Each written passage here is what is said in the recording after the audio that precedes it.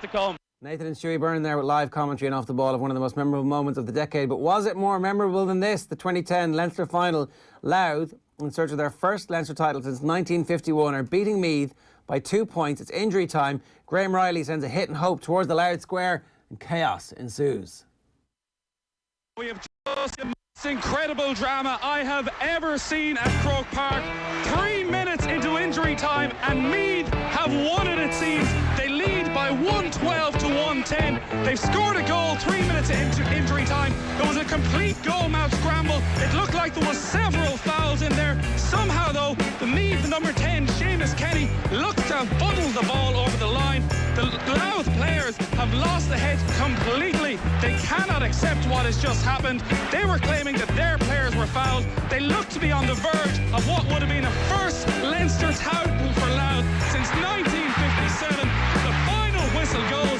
Instead, it's a first Leinster title for Meath since 2001. The Louth players are surrounding the referee. He hasn't had the greatest of games already today, it must be said. Today's referee, who is Martin Sludden from Tyrone. Louth supporters are invading the pitch and getting at the referee. Very unsavoury scenes here at the end of this Leinster final. But the fact is, Meath are the Leinster champions. They've won by 112 to 110. An incredible finale. Right. I'm picking Shane Long in this one. Okay, so just to be devil's advocate here for a moment. Shane Long's goal, where was the controversy? Where was the bizarre nature of everything we'd seen? Granted, Ireland beating Germany, and an outstanding Germany team at the time, some would say it was bizarre enough. But there was just the sort of wide-eyed, I can't look away from this nature allowed against Meath, which a lot of people would say was probably the same after watching Ireland beating Germany. But there was just something so unbecoming of a Leinster football final and what we saw in Louth against Meath, for terrible reasons, obviously, but for memorable reasons at the same time. There is a case to be made, a slight one, I'll accept, a slight one. Shane Long's goal is as happy as I've been, I think Robbie Brady maybe a little bit more, as an Irish football fan throughout the whole decade.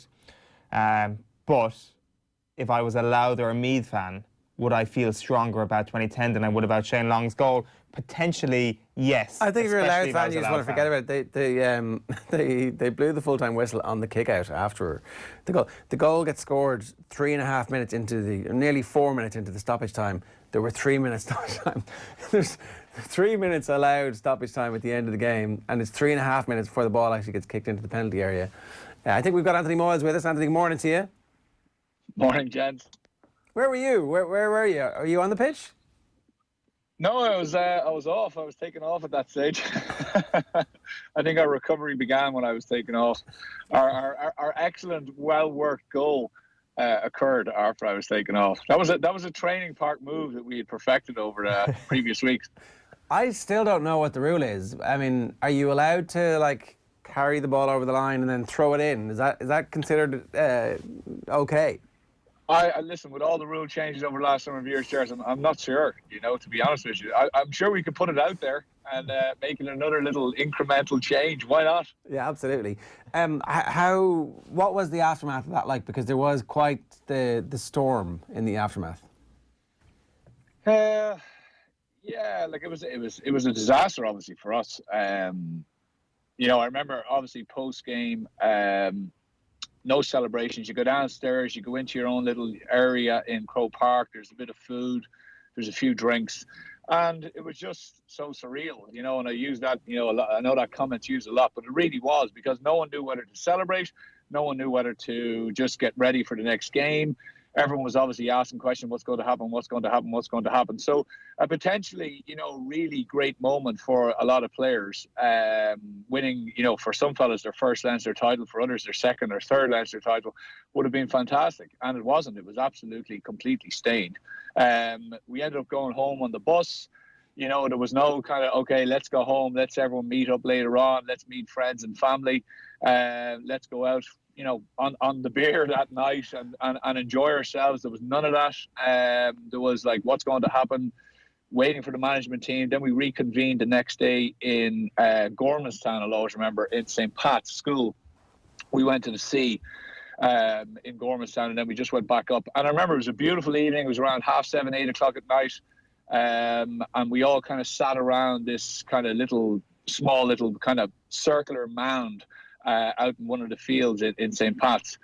And everyone basically had their say, Ger, you know, and it was very emotional. Like, I mean, some guys were close to tears, and some guys were kind of, you know, getting very teary. Some guys were very angry. Some guys were kind of probably still a bit pissed from the night before. There was plenty of emotion going on. What were people emotional about, though? Like, what did they feel they'd lost, and what were they angry about? Well, I think they were angry at the fact that, you know, very, very quickly after it and the following morning, we obviously realised the storm that was happening. You know, I think it was on the Joe Duffy, or maybe Marion Finucane was on that stage, whoever. And, you know, obviously the country was going bananas. We were being seen as being the bad boys, you know, because Meath robbed this, and they should offer a replay. They should offer a replay. And, you know, the way we were looking at it, which was, as a bunch of players, obviously fellas were getting different emotions, different things coming at them.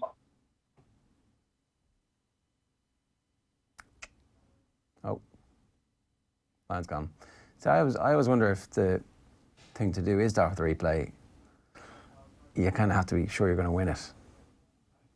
Which I presume Meath would not have been sure of at the time. Because it was obviously very close. I mean, yeah, you're back. Sorry, you're back. Sorry, apologies. No, you're... Yeah, so, you know, so there was all of that. And as I say, different members of the management team spoke. Nearly all the players spoke. And it was very different emotions, Ger, as I said. Some were, no, look, this is my first Leinster medal. I'm not going to give it back type thing. Other guys were saying, no, you know, we need to do whatever it is. We played badly. We won't play as badly the next day. And, you know, to be fair, it was a horrible situation. I'll always remember, we weren't aware of it at the moment, but the county board were basically waiting. They were having a meeting at the same time, and they were nearly waiting on the outcome. And phone calls were coming through saying, you know, what's happening.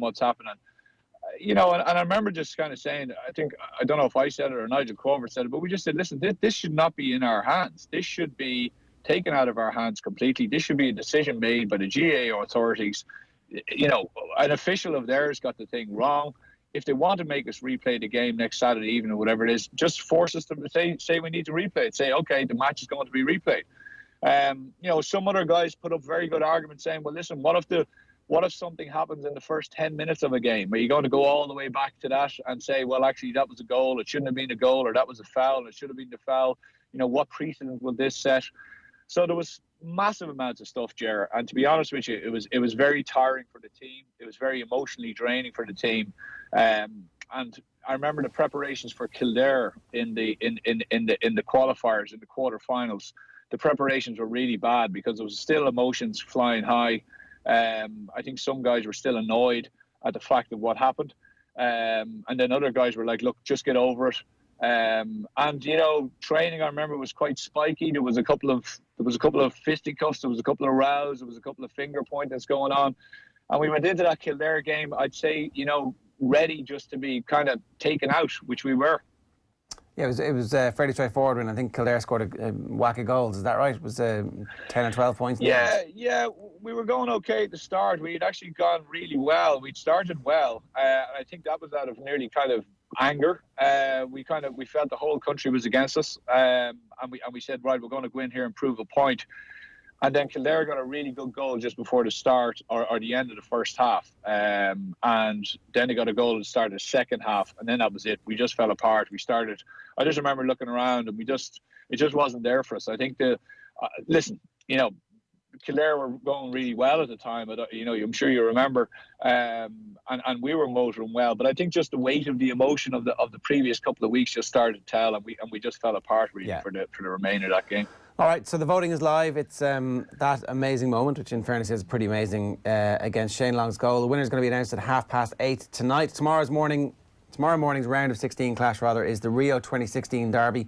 It's the O'Donovans versus Pat Hickey's arse, as we're calling Pat Hickey's arrest. Anthony's going to stay with us for a quick chat about Jim Gavin in a moment.